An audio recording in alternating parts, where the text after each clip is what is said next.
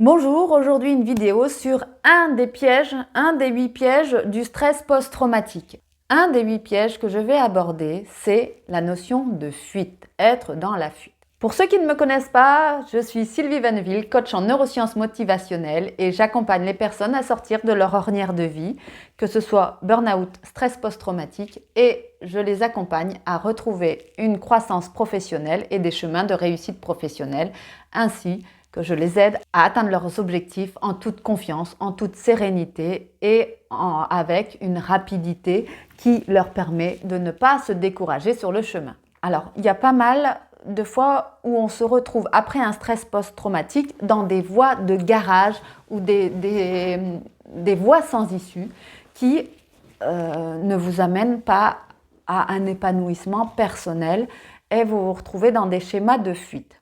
Alors, ces pièges affectent la qualité de vie et guérir du traumatisme, ce n'est pas s'immuniser contre lui, c'est pas non plus l'effacer du passé, il est dans le passé, il est là, mais il n'est pas un endroit où on veut s'attarder, on veut continuer à avancer.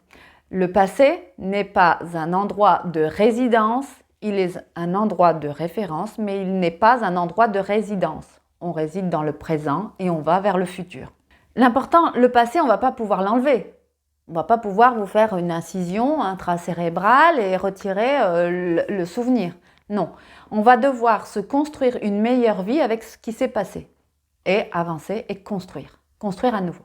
Pour construire cette qualité de vie, on a deux facteurs. On a des facteurs hors de notre contrôle et nous avons des facteurs sous notre contrôle. Dans ces facteurs sous notre contrôle, on va avoir des habitudes constructives et à côté de ça, des habitudes improductives, toxiques. Ce sont les habitudes qui font partie des pièges qui sont situés après le stress post-traumatique et après le trauma. Donc ces habitudes improductives, toxiques, la fuite est une réaction, est une habitude improductive, toxique, qui fait partie des pièges liés au stress post-traumatique. À côté de ça, les habitudes constructives, ce sont les chemins de résilience et c'est faire son chemin, le meilleur chemin que l'on trouve pour soi. C'est pas le meilleur chemin du voisin, c'est le sien, c'est son meilleur chemin à soi, c'est pas celui de quelqu'un d'autre. On construit son chemin, on trace sa vie, on trace sa voie de manière personnelle et individuelle. Et on va sortir des habitudes qui entretiennent le stress interne. Donc, quand on met en place des habitudes constructives, on va toujours poser des petites pierres pour sortir de nos schémas toxiques. Et oui, de nos schémas de rumination, de nos schémas de victimisation, de nos schémas de repli sur soi. Alors, ce piège du stress post-traumatique qui est la fuite, ce n'est pas de la lâcheté. C'est pas parce qu'on est dans la fuite qu'on est dans la lâcheté. Non, pas du tout. Ça n'a rien à voir. C'est un moyen inconscient de survivre au trauma. C'est seulement ce qu'a pu mettre en place le cerveau inconsciemment pour vous garder en vie et vous permettre de continuer malgré tout à avancer petit à petit. Si on méconnaît ses besoins réels, on va vivre dans l'illusion de soi. Et ça, en méconnaissant ses besoins réels, en faisant complètement abstraction de ça, en ne voulant pas s'écouter, on va aller sur deux chemins. Il y a deux chemins. Le premier chemin, c'est les dépendances toxiques, destructrices. C'est tout ce qui est addiction, tout ce qui est dépendance qui vont vous faire oublier le trauma, je dirais l'alcool, le cannabis, le sport à outrance. Oui, ça peut être une dépendance toxique si on fait beaucoup trop de sport et qu'on passe ces semaines à ne faire plus que ça parce qu'on ne peut plus rien faire d'autre et qu'on devient dépendant. Ça peut être des addictions au jeu, ça peut être de l'addiction au sexe, ça peut être aussi toutes les formes d'addiction. L'addiction au travail. L'addiction au travail est aussi quand c'est trop, le travail poussé à l'extrême, où la personne ne peut plus faire autre chose, ça devient une dépendance toxique. Et d'ailleurs, on parle de workaholisme comme alcoolisme et workaholisme, des dépendants au travail. C'est sûr que quelqu'un qui est workaholic, dépendant au travail, a toujours une meilleure étiquette que le dépendant à l'alcool. Mais le principe, le système de mise en place est le même. On n'a pas à avoir un regard négatif plus pour l'un que pour l'autre, ou un regard positif plus pour l'un ou pour l'autre. Ensuite, il y a une deuxième illusion, c'est de vivre au service des autres. La fuite, c'est ça aussi. On va se mettre à fuir en utilisant son temps que pour le service des autres. Et on va se sacrifier soi au service d'autrui. Les bonnes solutions et les résolutions, les chemins pour en sortir, c'est vraiment de retrouver un retour à soi, de travailler avec des coachs qui vont vous accompagner, mais qui vont vous accompagner en étant formés, surtout. Allez pas voir des gourous qui vont vous dire « Oh, un petit peu de ci, un petit peu de ça » et vous allez avancer. Non, il est important de vous choisir les bonnes personnes pour vous accompagner. C'est important. Pour pouvoir avancer, garder de l'estime de soi, de l'amour de soi, garder une connaissance de soi forte et un retour à soi et la présence à soi forte, il est important de travailler avec des personnes qui vous veulent du bien, qui veulent et qui souhaitent vous accompagner et qui ont bien la connaissance de ça.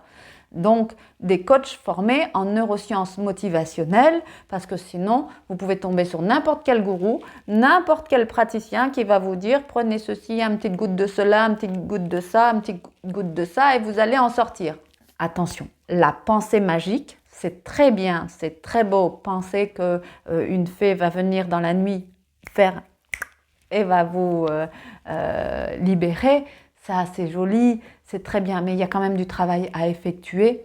Rêver, c'est bien, mais poser des actions, c'est mieux.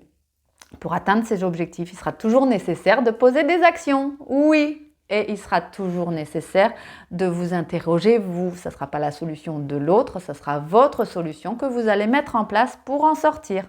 Alors, comment prenez-vous soin de vous? Alors, une autre question. Comment prenez-vous soin de votre santé? Comment prenez-vous soin de vos projets? Comment prenez-vous soin de vos finances, de votre amour? Comment prenez-vous soin de votre vie perso? Ça, c'est la première chose sur laquelle je vais vous demander de vous interroger.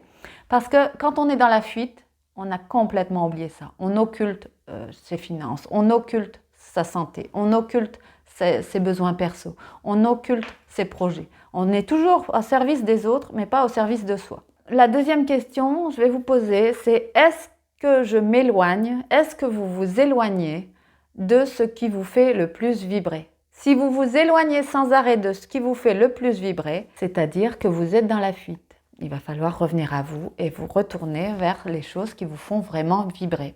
Toujours est-il qu'il faudra s'interroger pour savoir quelles sont les choses qui vous font vibrer, bien sûr.